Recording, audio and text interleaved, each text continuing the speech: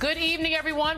We are following a number of important stories tonight, including President Biden's emotional visit to Buffalo today, where he met with the families of the victims killed in Saturday's racist mass shooting. A little later, I'll speak with the son of one of those victims. Plus, polls close later this hour in North Carolina and at the top of the hour in Pennsylvania. We'll have updates on some of the major races.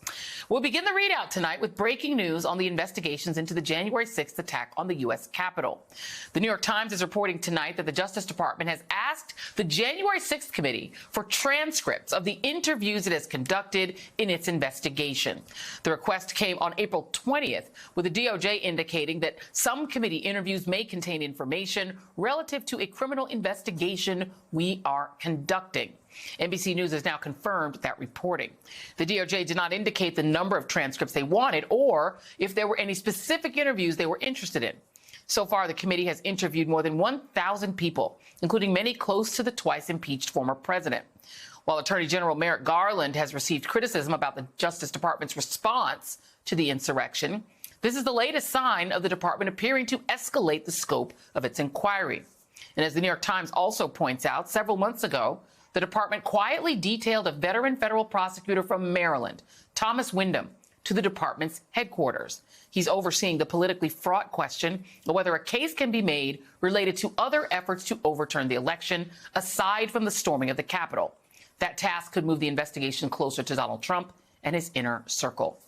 And January 6th committee chairman Benny Thompson told reporters tonight that his committee is willing to work with the Department of Justice, but no agreement has been made yet on what will be provided. Joining me now, former federal prosecutor Glenn Kirshner and Barbara McQuade, professor at the University of Michigan Law School and a former U.S. attorney. I'll just ask each of you, ladies first, Barbara, what do you think it indicates? Because we know that there has been, this is the largest investigation in DOJ history. So we know that they're investigating the January 6th insurrection. What does it mean that they want transcripts of interviews that the January 6th committee has conducted? Joy, I think this signals that the investigation is not solely related to the physical attack on the Capitol on January 6th. That we've known for a long time.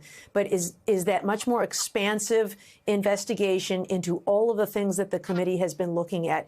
It seems to me that it's likely that the Justice Department has been building to this stage all along. You know, they've got that seditious conspiracy case against the Oath Keepers. 3 of them have now pled guilty and are cooperating. And so they've been building up to this point, and they're now ready to go overt and sort of admit to the world that, yes, we are looking at all of this, at everybody, including Trump and his inner circle. So to me, that's what this signals.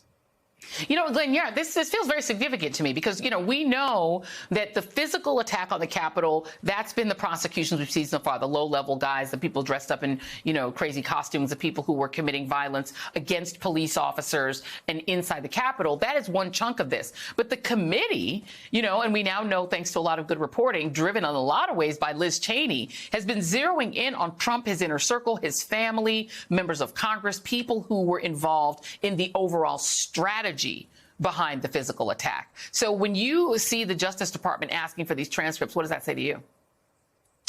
You know, it's interesting because I think we've all experienced some frustration because it doesn't look like the Department of Justice has been investigating this the way it would ordinarily investigate, you know, even large scale conspiracy cases, because they don't appear to have been sort of carpet bombing folks with grand jury subpoenas the way we ordinarily would.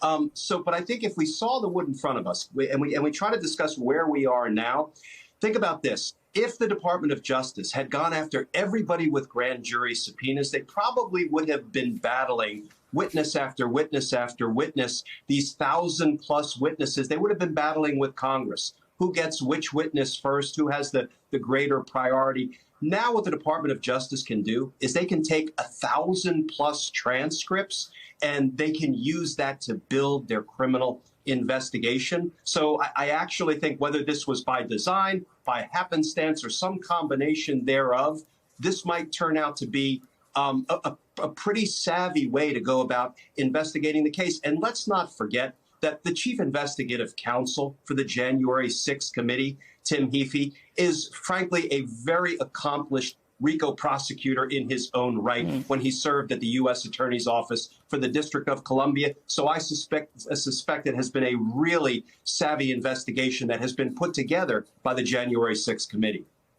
Let me ask both of you this, and I'll start with you, Barbara, first. I'm not a lawyer, so but my sort of logic sense tells me that if the DOJ is looking at something like a larger conspiracy investigation, not just the physical attack, but a conspiracy to either obstruct Congress, which I know that's one crime it could be, or a larger, as Glenn is indicating, sort of a big RICO case, saying that there was a conspiracy to, steal the election, conspiracy to, attack the government, whatever that conspiracy might be.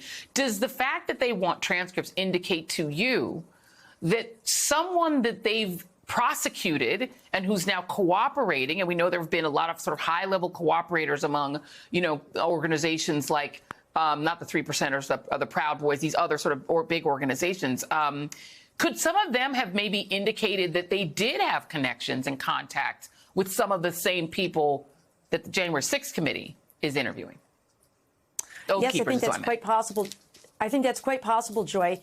3 of those Oath Keepers have entered guilty pleas and have agreed to cooperate. So we won't know for a while what it is they have said, but we know that one of them, Joshua James, was seen with Roger Stone on January 6th at the Willard Hotel.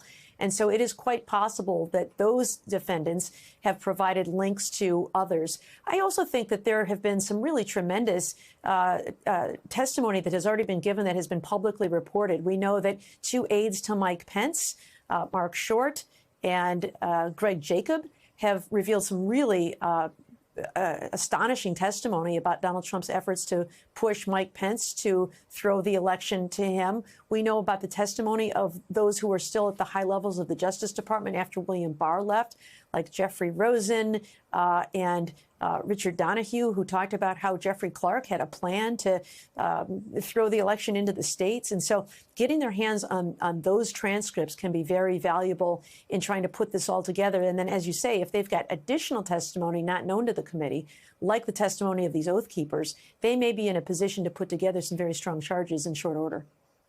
Right. And Glenn, they're asking for, transcripts of interviews conducted and that will be conducted.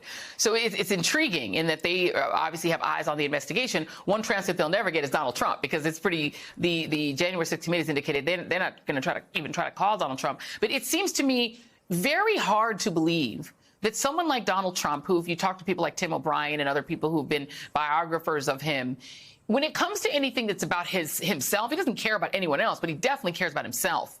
And if the idea was that he wanted to remain in power by any means necessary, it's hard for me to believe that he wouldn't have known what was going on. I can believe Pence didn't know, because poor Pence was meant to be a victim in this whole thing if he didn't comply. But it's hard for me to believe that Trump didn't know. So in your mind, is it possible for the DOJ to conduct an investigation and isolate the former president out of it?